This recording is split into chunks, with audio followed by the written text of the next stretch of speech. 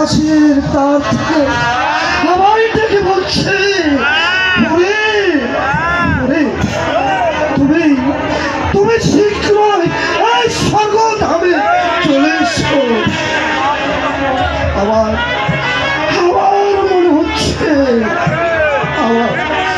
আমার মৃত্যু অতি নিকটবর্তী।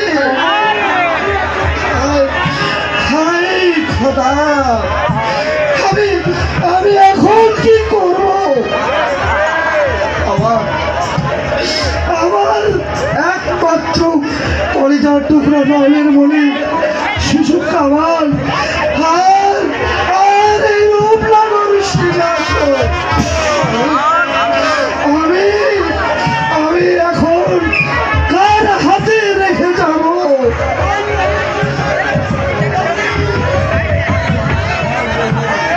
কোথায় কোথায় প্রহরী? যাও প্রহরী, খুঁজির অমর খা এবং আমার শিশুপুত্র কামালকে বাজারে পাঠিয়ে দেয়।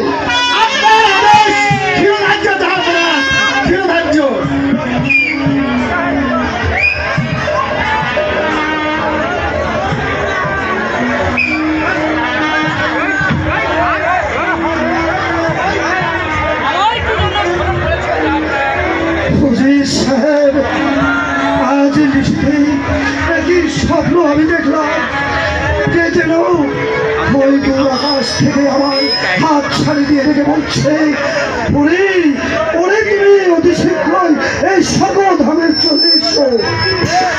অজিত সাহেব, এখন আমি কি করবো?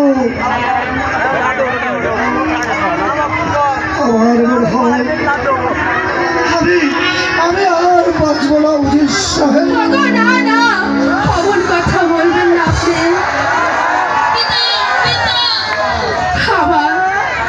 আমার একমাত্র কলিজার টুকরো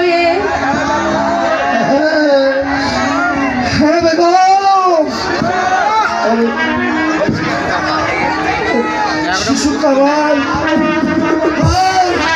আর এই রূপনগর সিংহাসন আমি রেখে গেলাম তোমার হাতে।